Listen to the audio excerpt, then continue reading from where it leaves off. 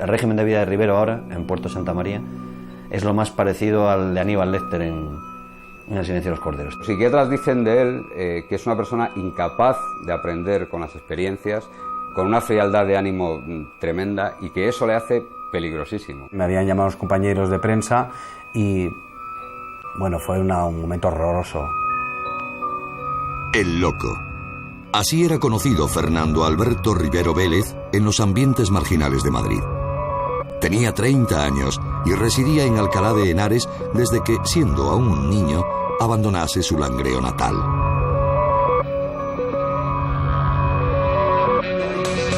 Una noche, la del 2 de julio de 1998, firmó la sentencia de muerte de 2 personas y su propia condena. Normalmente no nos encontramos con este tipo de crímenes en Madrid, al menos que se intente asesinar, como en este caso, a 2 personas o incluso a 3. Normalmente, quizás por el número, se salía un tanto de lo que es habitual normalmente en Madrid cuando se asesina a una persona. En este caso, el número era prácticamente de 2, e incluso de una tercera que se le había intentado matar. En ese sentido, sí se salía de lo que era lo habitual. Rivero Vélez analiza la posibilidad de atracar el Hotel Reyes Católicos en Madrid.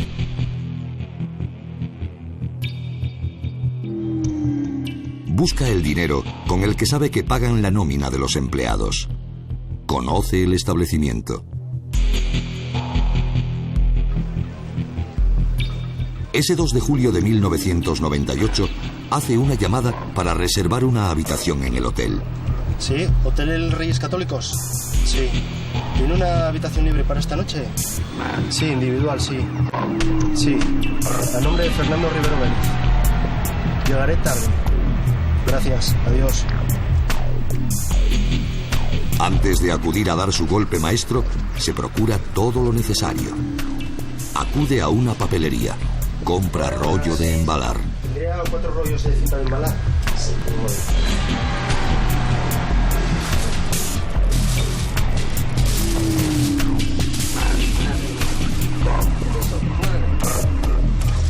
El resto ya lo tiene dispuesto. Una escopeta de doble cañón escondida en una caja de cartón.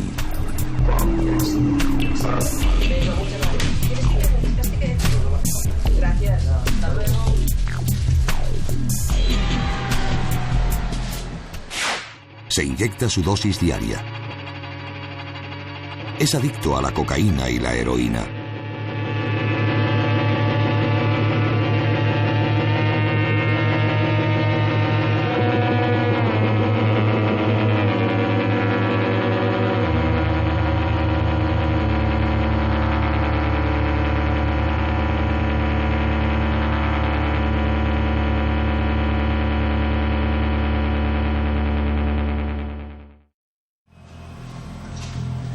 Alrededor de las 5 de la madrugada, el langreano llega al hotel. La droga corre por sus venas. Buenas noches. Buenas noches. ¿Tiene la receta aquí? ¿Me puede decir dónde la receta, por favor? En la recepción encuentra a Rubén Darío Ballina, un malagueño de 20 años que desde hace 10 meses trabaja en el hotel. En ese momento, comienza una pesadilla para el joven recepcionista. Rivero Vélez le encañona. ¿Dónde está allí? No tengo ni idea. La caja. Llevo 4 días trabajando, joder, te lo juro. La caja fuerte. ¿Cómo aquí es? Solo tengo esto. Delante de mí, ¿dónde está la caja? No tengo ni idea. Le manda salir del mostrador y le conduce hasta el primer descansillo.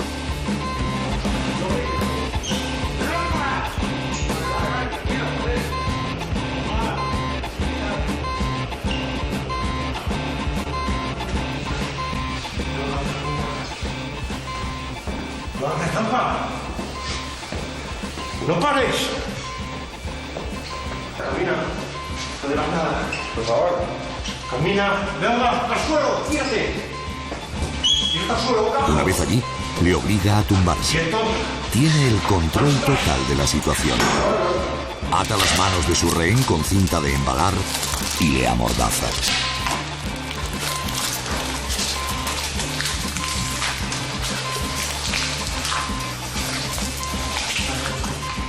Por favor. Cállate. Cállate, cabrón. Por favor. Cállate. Vaya noche. En ese preciso instante, dos clientes llegan al hotel. Son Juan Ignacio Arranz y su pareja, Margarita Vázquez.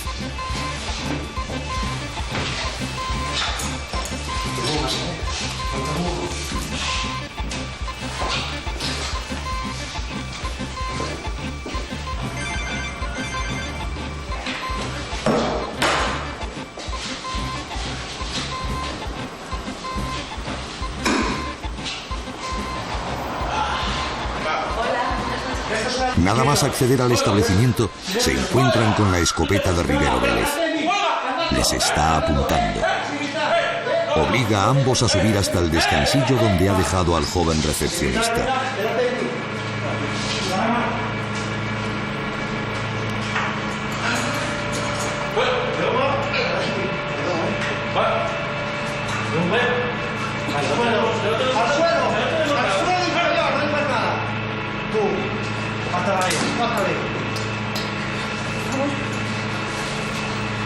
Altare. Deja la cinta ya está. Venga. No la toques. Rápido, no la toques. Cállate. Quieto. Quieto, no te vas nada. Pasa de las manos. Cállate. No quiere tener problemas mientras busca el dinero, así que les amordaza.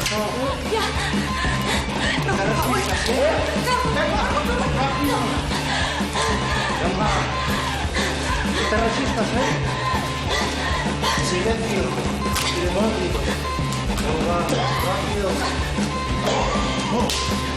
Rápido.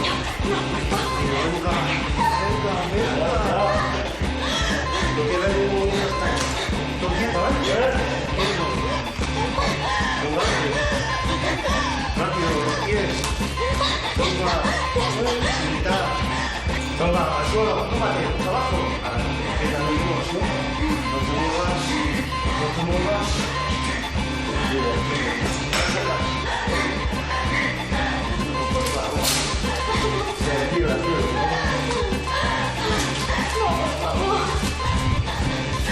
Déjala marchar, hombre.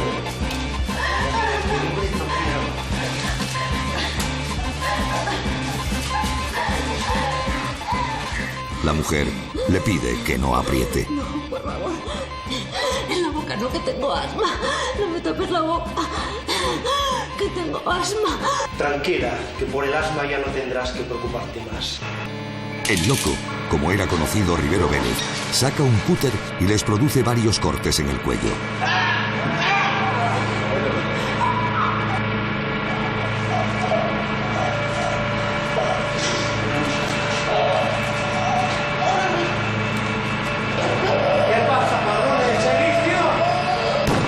Al ver que tardan en morir, dispara al recepcionista.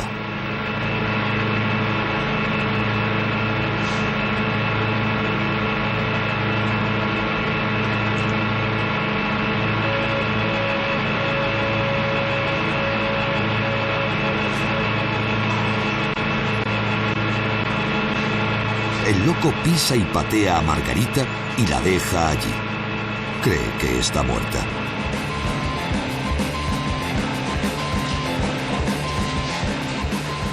El asesino vuelve a la recepción, revuelve en busca de su botín. Piensa apoderarse de 5 millones de pesetas. Cree que va a ser su gran golpe, pero allí tan solo encuentra 19.000 pesetas.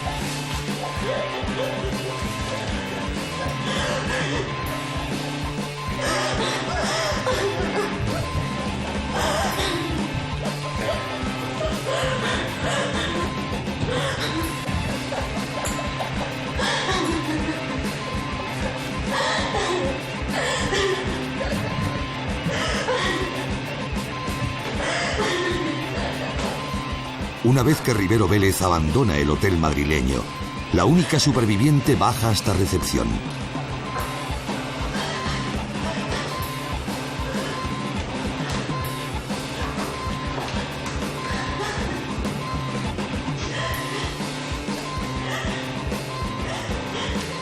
Una vez allí, solo acierta a marcar el teléfono de la policía.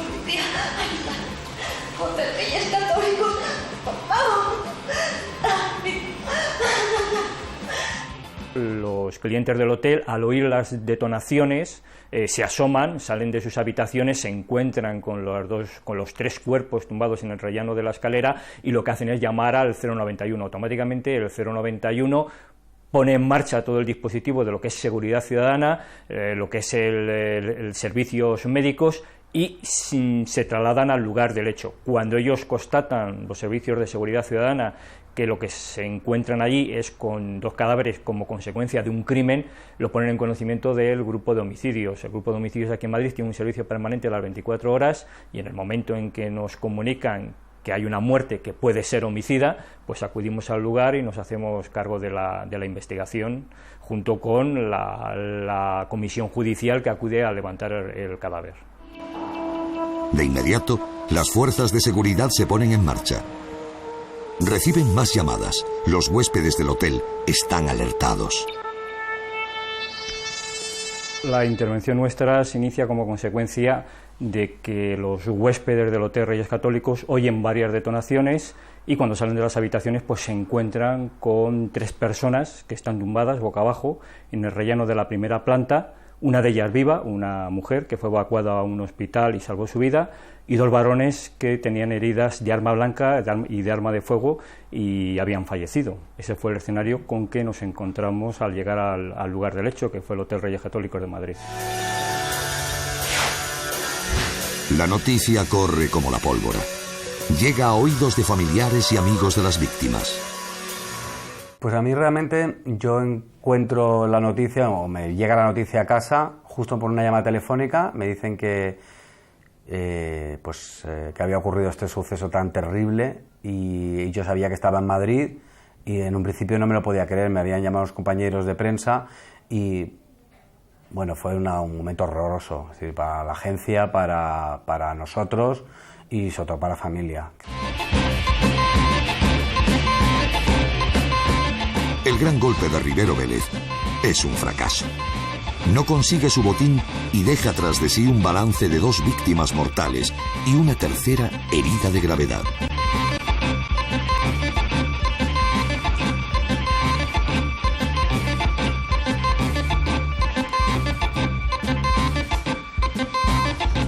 Lo único que falta de la caja del hotel son 19.000 pesetas porque no encuentra el dinero de las nóminas, no sabemos si estaba o no, pero lo cierto es que no lo encuentra, porque cuando llega la policía sí que ve que han removido todo, han sacado todos los cajones, ha hecho un registro muy minucioso, pero todo es el típico delito producto de la precipitación que da el estado en el que probablemente se encontraba Rivero, ¿no? Hasta arriba de todo, porque improvisa todo, cuando llega, probablemente lo primero que hace es asesinar al recepcionista del hotel, a Rubén. Después se encuentra con esos dos clientes, con Margarita y con su novio, que entran al hotel y no se le ocurre otra cosa que asesinarlos también, maniatarlos y asesinarlos. Es decir, está todo muy improvisado, no hay ninguna planificación, no es un delito pensado, ni es un delito de un atracador de verdad, ¿no? De un atracador con la frialdad que de un atracador que entra en un banco y sabe por dónde hay que salir y cuánto tiempo puede pasar allí, ¿no? Fernando improvisó todo. Realmente el único desorden era en la recepción del hotel, donde se había intentado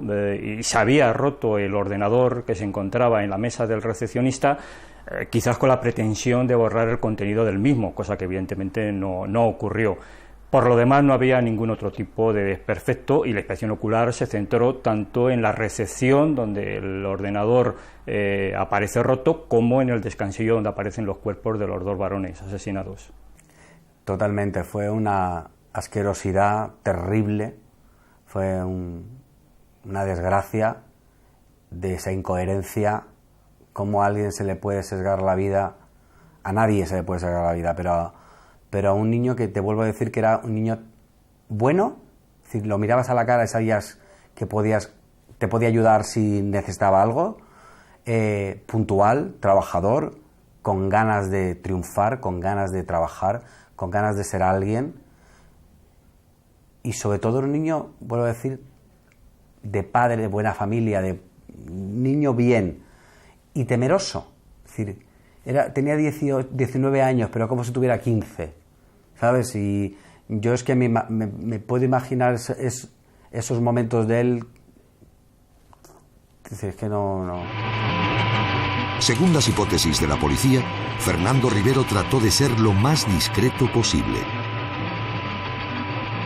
Entendemos que quizás el autor primeramente pretendió no disparar para no alarmar a los clientes del hotel, utilizó un cúter que se encontró en el lugar de los hechos para cortar el cuello a las víctimas y al ver que no resultaba mortal, utilizó el arma de fuego matando a los dos varones. Y al no tener más munición, bueno, pues quedó viva la mujer, que la que luego pues, se salvó y pudo aportar datos sobre lo que allí había ocurrido. Pero son varios los errores que comete el asesino en su fechoría. Golpea el ordenador, pero no destruye el disco duro. Y además, olvida la caja en la que esconde la escopeta. Y la escopeta y esa imprudencia que comete al dejar su nombre es lo que facilita mucho la detención a la policía, ¿no? La escopeta la esconde en una caja de una fábrica de muebles de al lado de su domicilio. Cuando ven la procedencia, llaman a los compañeros de Alcalá de Henares, los domicilios, y dicen, oye, ¿os suena de algo una tienda de muebles en esta calle? Y el policía que recibe la llamada dice, esa es la calle donde vive un delincuente de aquí, Rivero el Loco.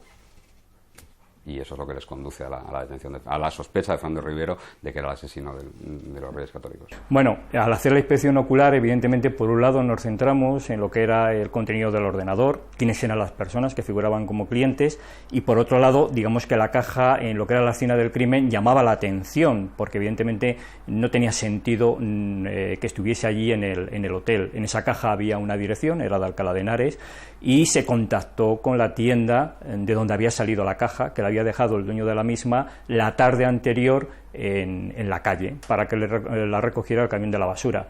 Entendimos que una de las posibilidades es que la persona que había llevado la caja desde Alcalá de Henares hasta el hotel fuera el autor y que viviera en las inmediaciones y viera que la caja le servía para lo que le sirvió, que era entrar con una escopeta de cañones recortados sin levantar las suspicacias del conserje del hotel, que tenía el hotel cerrado a esas horas y tenía la orden de que si veía algo raro no abrir.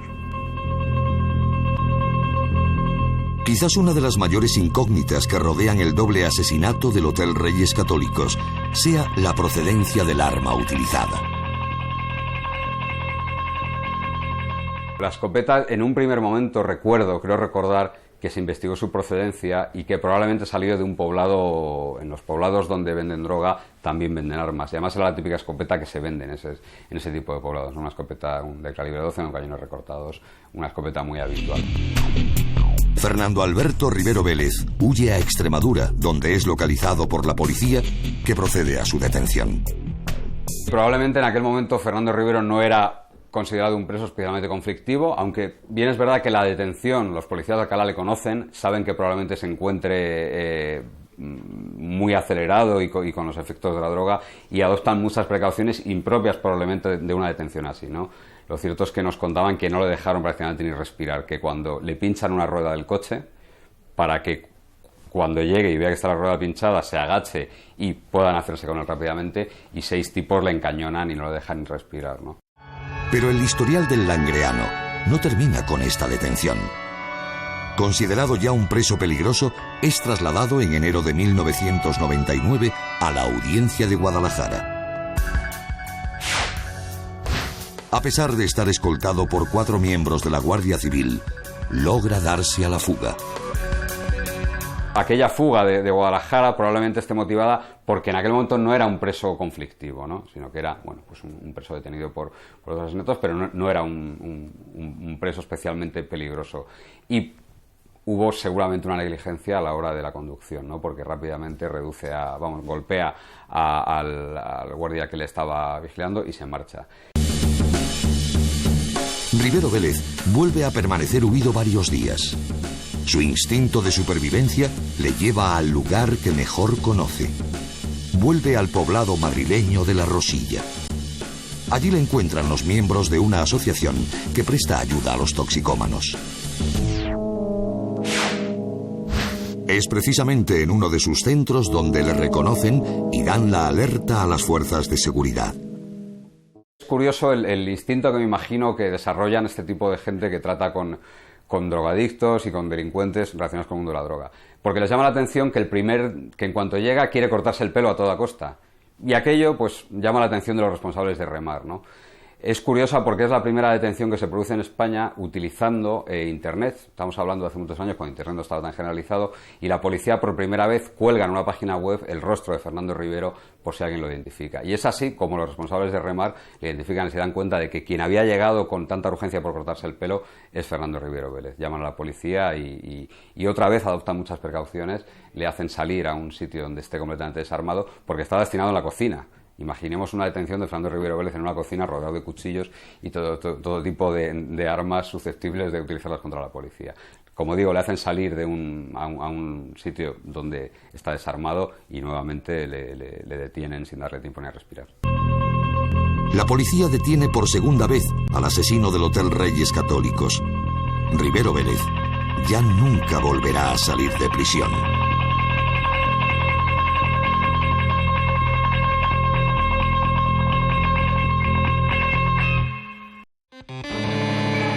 Fernando Alberto Rivero Pérez, asturiano, natural de Langreo, ha pasado a la historia de los delincuentes que atemorizaron a España. La noche del 2 de julio de 1998 entra en el Hotel Reyes Católicos, situado en la calle del Ángel, en Madrid. Lo hace con un único propósito: dar el palo de su vida. Quiere atracar el establecimiento. ¿Dónde está el dinero? ¿Dónde está el dinero? No tengo ni idea. ¿Y vos no estarías trabajando, joder? Es de madrugada. Todo está tranquilo y no le resulta difícil reducir al recepcionista, un joven malagueño. Le maniata y le amordaza, pero algo sale mal. 2 clientes llegan en ese momento y Rivero Vélez se ve obligado a amenazar a ambos.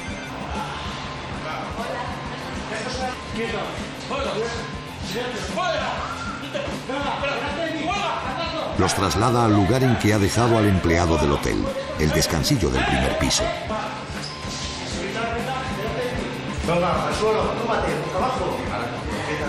Son demasiados. 3 personas han visto su cara y podrían reconocerle. En la boca no, que tengo asma. No me tapes la boca. Tranquila, que por el asma ya no tendrás que preocuparte más. El atraco se convierte en un brutal asesinato, con un balance de 2 víctimas mortales y una tercera con el cuello rajado.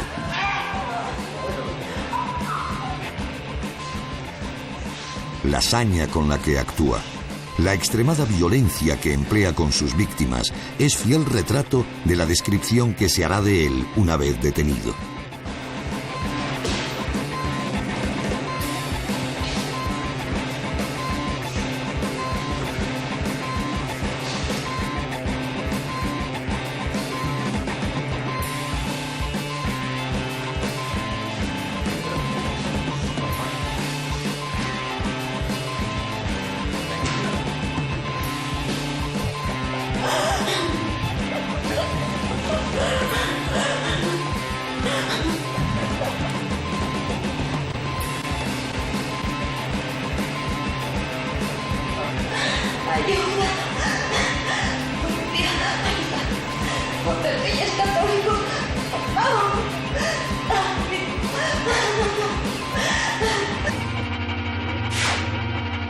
Atracador, falsificador, chulo, cocainómano, matón de discoteca y asesino con mayúsculas. Quienes lo conocen le describen como una persona inteligente, muy violento, frío como el hielo, chantajista, sin posibilidad de empatía, psicópata. La personalidad psicopática se ha relacionado con algunos de los asesinos más famosos de la historia, como Marcel Petiot, conocido como Doctor Muerte, el asesino del Zodíaco, o el más cinematográfico Aníbal Lecter.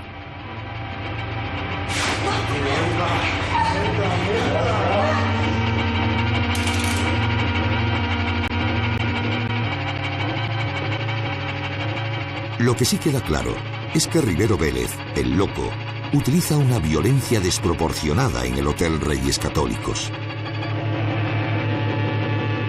En el tema de los Reyes Católicos siempre podemos tener la idea de la droga, ¿no? Él, lo que le cuenta al psiquiatra que le entrevista en la prisión de Valdemoro sobre los crímenes de los Reyes Católicos, dice que no se acuerda, que estaba puesto de cocaína, que tiene un recuerdo muy borroso, que iba a robar, ¿no? La violencia que se emplea en Reyes Católicos ya es desproporcionada. Es la misma que él sigue utilizando ahora en prisión, con otros códigos obviamente y con otros medios, ¿no? Parece que la droga no era el único motivo para...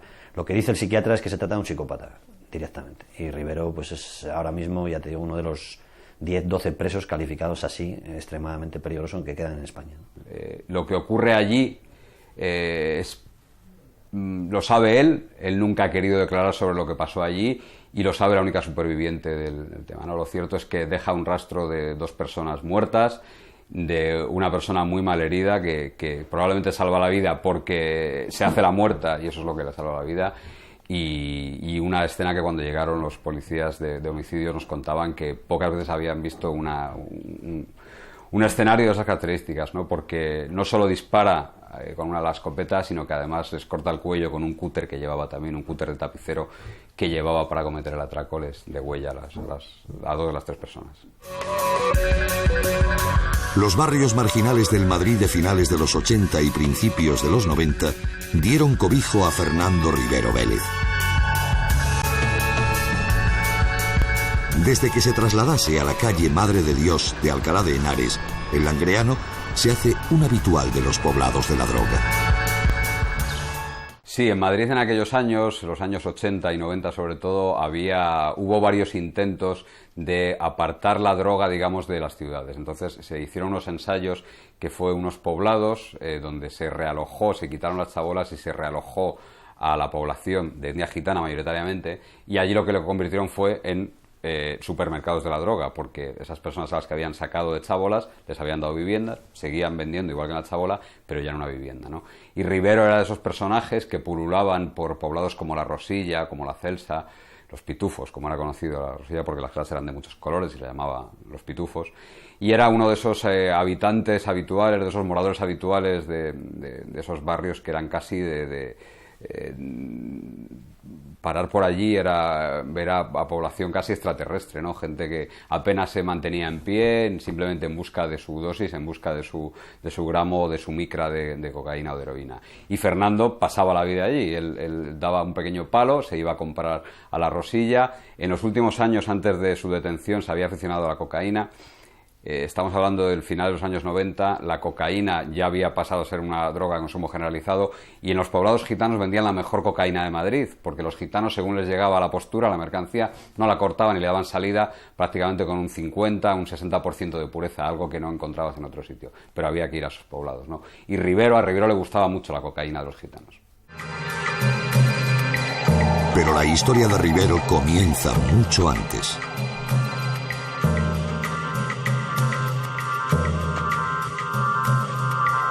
Fernando Rivero Vélez, probablemente lo que marca su existencia, aparte del consumo de drogas, es su padre muere cuando él es muy pequeño y la madre, que trabaja de matrona en un hospital, se ve incapaz cuando llega apenas a los 12 o 13 años de controlarle.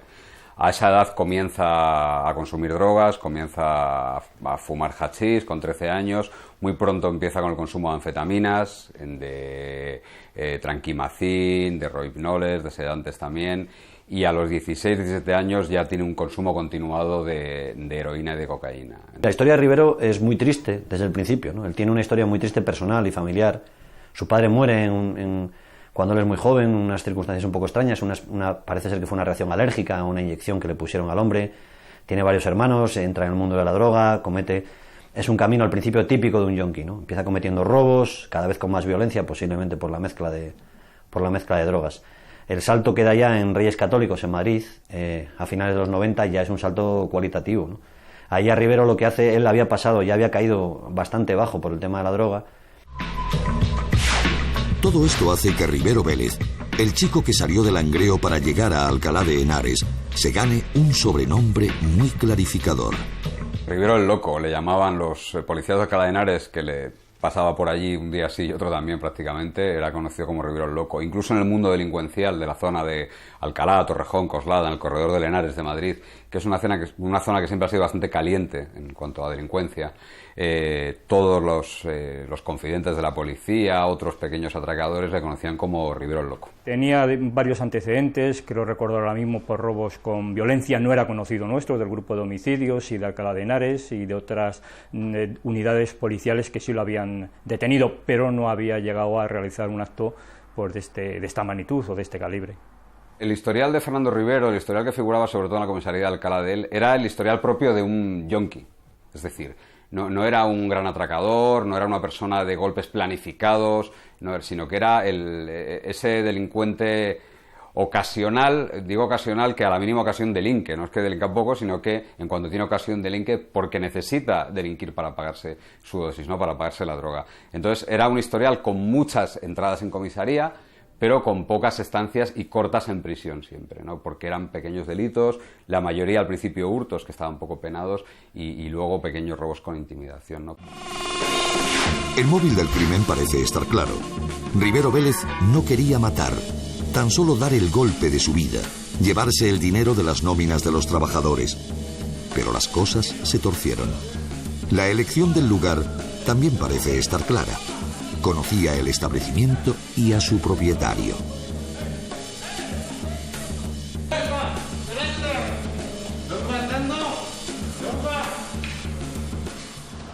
Y él conoce al dueño de Reyes Católicos porque ha tenido relaciones sexuales con él a cambio de dinero. Él ha hecho de chapero para el dueño del hotel. Entonces él tiene también algo personal, no solamente es que fuera a robar, sino que tenía algo personal ahí. Porque Rivero no es homosexual. Otra cosa es que se hiciera de chapero para pagarse la droga, ¿no? Entonces, el salto que da ya en Reyes Católicos ya es salvaje, es brutal, es bestial la forma en que comete los crímenes. A partir de ahí, su historia ya no es triste, su historia ya es tremenda. Hay gente que se rehabilita en la cárcel, gente incluso, el otro día hablábamos, los asesinos del rol, uno de los dos fue un crimen salvaje y uno de los dos chavales lleva años en libertad, sin que haya noticias de él, y el otro está saliendo de permiso ya. Y oficialmente, y que sepamos, no han tenido ningún problema. Rivero cumple todos los tópicos y las previsiones más negras las cumple todas. Parece ser que él era conocido del dueño del hotel o del encargado del hotel, sabía que había dinero por las fechas y que el objetivo era precisamente ese, el robar en el hotel. ¿Cómo la forma de acceder al hotel? Pues precisamente el llamar por teléfono, inscribirse como cliente, precisamente para no despertar las sospechas del conserje, que como he dicho antes, pues tenía la orden de que a altas horas de la madrugada, si se presentaba alguien que le resultara sospechoso, no abrirle. Precisamente él se da de alta en el hotel y cuando llega, pues el conserje le pide que exhiba su DNI, lo hace, y como es un cliente que está registrado, pues le deja entrar. Rivero Vélez lo tenía todo bien atado. Iba a ser un golpe fácil. Pues esa noche Fernando Rivero había planificado todo perfectamente, se había hecho con una escopeta, había incluso cogido una caja para ocultarla. Él sabía que por esas fechas seguramente estaría el dinero de las nóminas de los trabajadores del Hostal de los Reyes Católicos, porque conocía al dueño, había mantenido una relación, un comercio sexual con él. Él no era homosexual, pero le había hecho de chapero, como te decía antes, para pagar su dosis era capaz de delinquir o de hacer de chapero para cualquiera, ¿no? Entonces sabía que aquella noche seguramente habría dinero en la caja. Él incluso llama para hacer una reserva para que le abran la puerta, porque si no a las 5 de la mañana no le iban a abrir la puerta. Entonces llama, hace una reserva y da su nombre, lo que resulta bastante sorprendente, da su nombre y así quedó registrado en el libro de reservas del hotel. Deja a su novia en el club donde trabajaba, en el club donde trabajaba. Antes, me imagino que para estar más valiente, consume un par de gramos de cocaína que se va a comprar y aparece en el hotel. Una vez más, la droga vuelve a torcer el camino del asturiano. Había marcado su vida desde bien joven.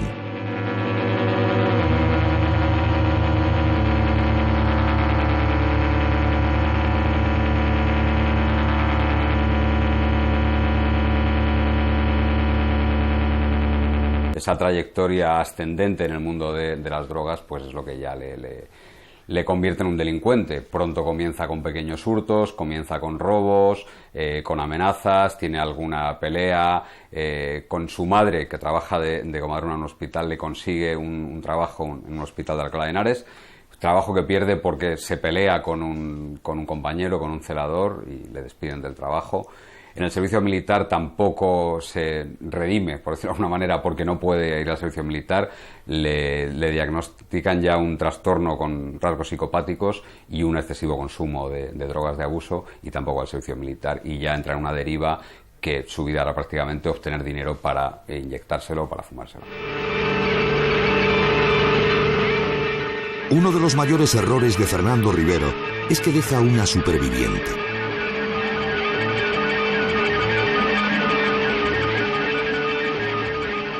Es la acompañante de Ignacio Arranz, la mujer que durante un tiempo pasa a convertirse en la testigo protegido X1.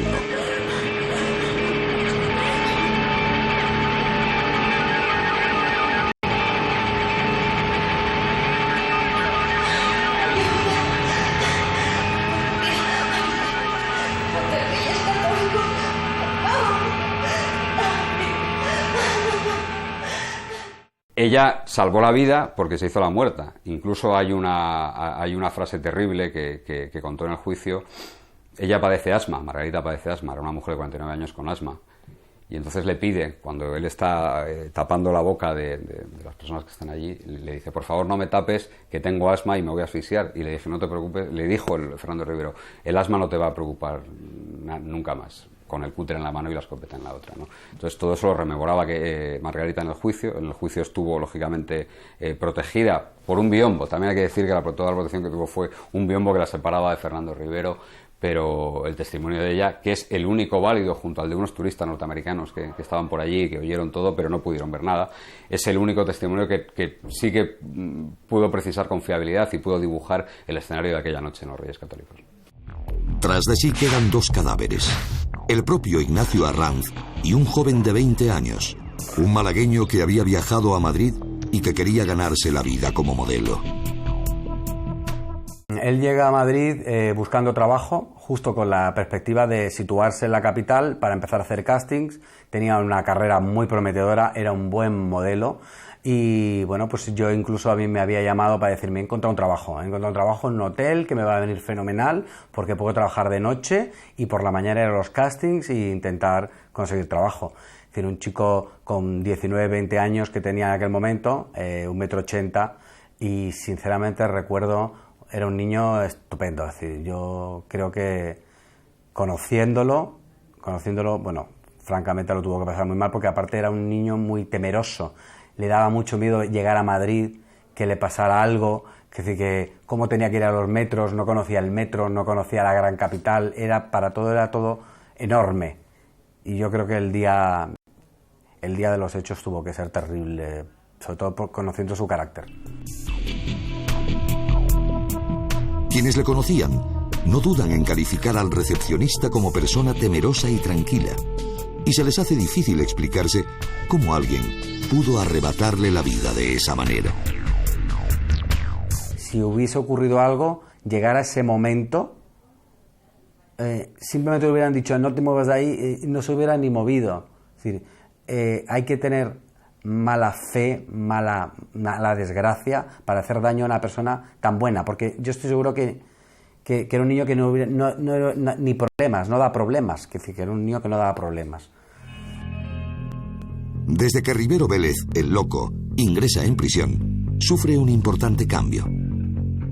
Él ha ido creciendo no solo en violencia dentro de prisión, sino que ha crecido un poco en conciencia. Él era una persona sin formación de ningún tipo, era un yonki. Y él, en las últimas declaraciones que hace cuando le van a procesar o en los juicios que tiene, sí hace declaraciones del tipo de mis compañeros del módulo 4, reclamando mejoras en prisión, etcétera. Sí ha tomado cierta conciencia de líder de prisión. A pesar de los avances, nunca llega a rehabilitarse. En el año 2007 vuelve a matar. Se cobra su tercera víctima en la persona de otro preso, un recluso de origen marroquí. En la cárcel de Ocaña, pues mató al parecer a un compañero de prisión, a un marroquí, y bueno, pues las diligencias se tramitaron allí en la propia prisión, pero en efecto, bueno, pues dejaba constancia de lo que era su peligrosidad con este nuevo asesinato. El discurso de Rivero ha ganado antes su discurso era nulo. El discurso de Rivero ha ganado en matices políticos, entre comillas, ¿no? En matices sindicales. Él lo que hace su incidente más grave es el de Aranjuez en 2007 en prisión. Es un módulo, él había avanzado por su buen comportamiento precisamente, por estar estudiando, etcétera, etcétera, avanza de grado y sale de ese aislamiento y le meten en un módulo de presos conflictivos, pero bueno, ya está en contacto con más gente, ¿no? Y en ese módulo hay un preso marroquí que es el que quiere llevar el control del tema de la droga, etcétera. Rivero se enfrenta con él y el marroquí no sabe quién es Rivero y la amenaza de muerte. Y Rivero le mete 18 puñaladas, aprovecha un incidente, no se sabe si provocado por él o no, pero un incidente, una confusión en un patio, y le mete 18 puñaladas. Su régimen es el más estricto de los existentes en las cárceles españolas. Su aislamiento es prácticamente total. Rivero Vélez pasó de ser un asesino que entra en prisión a ser una especie de líder sindical de los presos. Ya casi no quedan presos de los años 80, de aquellos motines y aquellos presos de control directo, FIES. De los pocos que quedan son Rivero y una cuadrilla de 10-12 presos más. Digamos que es lo más parecido al régimen de vida de Rivero ahora, en Puerto Santa María, es lo más parecido al de Aníbal Lecter en El silencio de los corderos. Tiene una hora diaria de patio, tiene prohibido contacto con otros presos, vive en un régimen de aislamiento total, le cachean cada poco tiempo, registran la celda cada poco tiempo y el contacto con los funcionarios es mínimo, ¿no? Tiene una doble puerta, lo que llaman cangrejo, para evitar cualquier posible agresión. Desde aquel incidente, Rivero Vélez se ha convertido en un nómada de las prisiones españolas, aunque algo no ha cambiado, siempre en condiciones de máxima seguridad. Está en el puerto de Santa María. Él pasó por Valladolid, su anterior prisión fue Valladolid. Después de ese incidente en Aranjuez, del asesinato, le llevan a Valladolid. La cárcel de Villanueva de Valladolid, ya digo, era lo más parecido a una cárcel de las que vemos en las películas de máxima seguridad de Estados Unidos, ¿no? Un pasillo largo y celdas que a veces los funcionarios se atreven a poner el nombre en tiza de la persona que está dentro, ¿no? Hay una mirilla y tú no puedes acercarte, él no te ve. Rivero estaba en ese pasillo con otros 10 o 12 presos FIES, internos de especial seguimiento, control directo, como queramos llamar, ha ido cambiando. Y ese módulo se deshizo, porque la mayoría de los FIES o han muerto o han cambiado su conducta, etcétera, quedan muy poquitos ya. Y ahora le han llevado a Puerto 3, Puerto Santa María 3, pero sigue en aislamiento máximo y sigue en control máximo, sin, por supuesto, contacto con otros reclusos, sin contacto con funcionarios, etcétera, etcétera.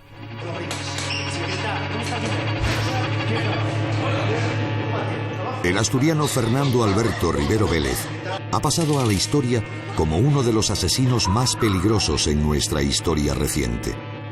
En la actualidad se encuentra en prisión por el doble crimen del Hotel Reyes Católicos de Madrid. No fue su único delito de sangre. Rivero Vélez aterrorizó España y siempre se le recordará como Rivero, El Loco.